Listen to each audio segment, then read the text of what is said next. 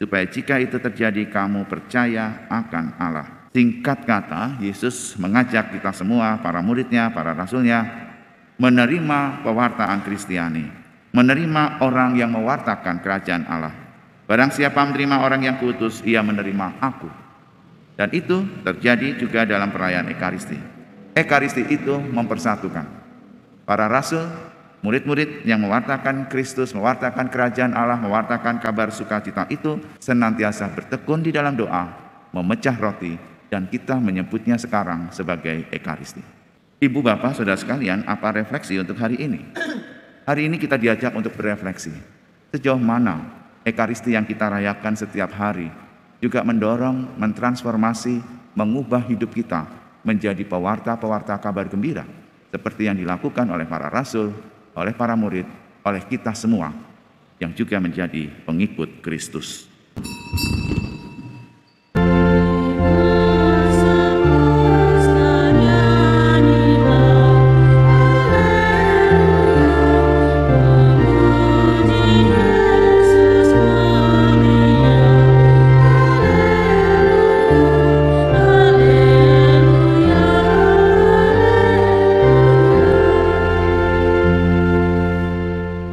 Dalam nama Bapa dan Putra dan Roh Kudus. Rahmat Tuhan kita Yesus Kristus, cinta kasih Allah dan persekutuan Roh Kudus bersamamu. Saudara sekalian, Ibu, Bapak, Suster, hari ini adalah hari Kamis dalam pekan Paskah yang keempat. Saudara, marilah kita siapkan hati dan budi kita seraya mohon ampun kepada Tuhan atas segala dosa dan kesalahan kita. Pertumbuhan gereja perdana yang diawali oleh para rasul semakin lama semakin bertumbuh, berkembang dengan luar biasa. Mulai terbentuk jemaat-jemaat perdana di mana orang-orang Kristiani berkumpul, berdoa, memecah roti, dan membuat komunitas. Demikian juga para rasul. Pada bacaan pertama ini dikisahkan bagaimana Saulus yang sudah bertobat menjadi Paulus bergabung dengan murid-murid Tuhan yang lain. Dan bersama dengan timnya Paulus meninggalkan Pafos, berlayar ke Perga di Pamfilia. Daerah-daerah ini ada di luar Yerusalem, di luar Yahudi. Tetapi Yohanes meninggalkan mereka lalu kembali ke Yerusalem. Karena di Yerusalem sudah terbentuk komunitas Kristiani yang terdiri dari orang-orang Yahudi yang bertobat menjadi Kristiani. Setelah itu dari Perga, Paulus dan kawan-kawannya melanjutkan perjalanan mereka lalu tiba di Antiokhia di Pisidia. Dan di Antiokhia inilah terbangun jemaat Kristiani yang besar di luar Yerusalem untuk pertama kalinya. Orang-orang Kristiani semakin mengenal, orang-orang kafir semakin mengenal Kristus. Dan itu justru terjadi bukan di antara orang Yahudi, tetapi orang-orang non-Yahudi. Antiokhia bertumbuh dan berkembang menjadi pusat komunitas Kristiani. Di Antiokhia jemaat Kristiani makin bertumbuh dan berkembang besar. Setiap hari Sabat mereka pergi ke rumah ibadat. Setelah itu, pembacaan dari hukum Taurat dan kitab nabi-nabi. Paulus pun bahkan juga terlibat di sana, memberikan khotbah dan homili-homilinya untuk jemaat perdana di Antiokhia ini.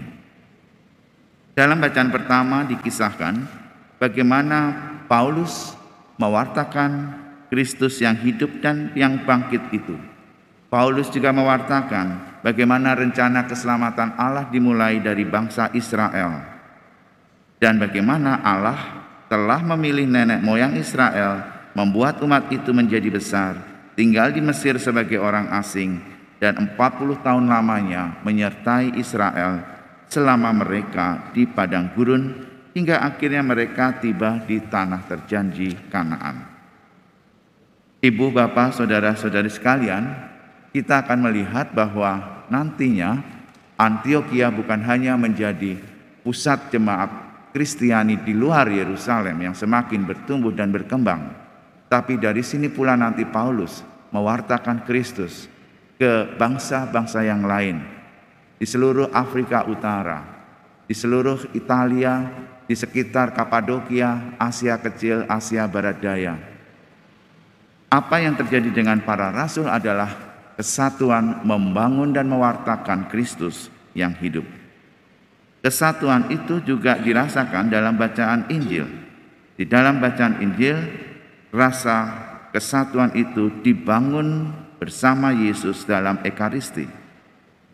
Orang yang makan rotiku telah mengangkat tumitnya terhadap aku.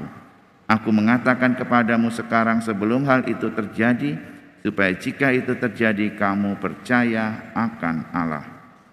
Singkat kata, Yesus mengajak kita semua, para muridnya, para rasulnya, menerima pewartaan Kristiani, menerima orang yang mewartakan kerajaan Allah. Barang siapa menerima orang yang kuutus, ia menerima aku.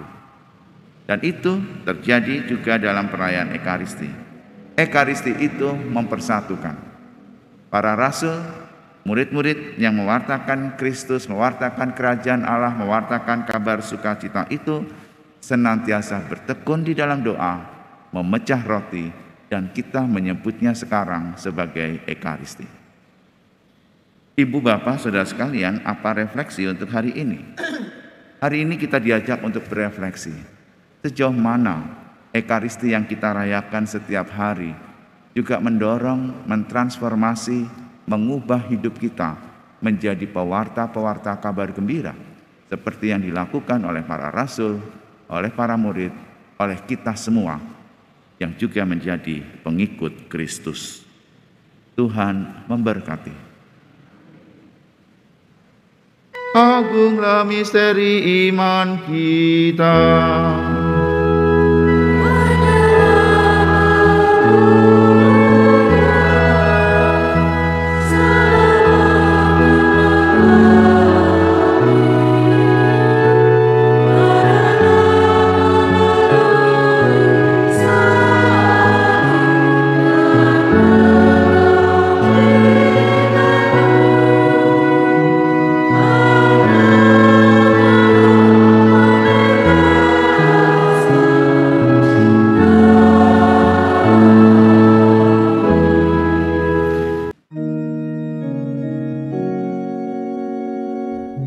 Yesusku, aku percaya bahwa Engkau hadir dalam sakramen Maha Kudus. Aku mengasihimu melebihi segala sesuatu, dan aku merindukan Engkau dalam seluruh jiwaku, karena aku tidak dapat menerimamu secara sakramental saat ini. Maka datanglah ya Tuhan, sekurang-kurangnya secara rohani dalam hatiku, meskipun Engkau selalu telah datang.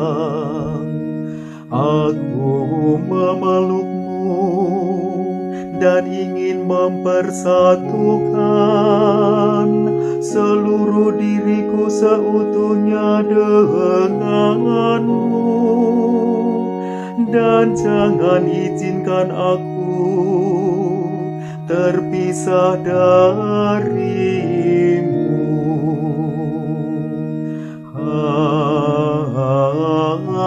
Amin. Tuhan bersamamu. Dan bersama Semoga Allah yang Maha Kuasa memberkati saudara sekalian, Bapa, Putra, dan Roh Kudus. Amin. Ekaristi sudah selesai, marilah pergi, kita diutus. Syukur kepada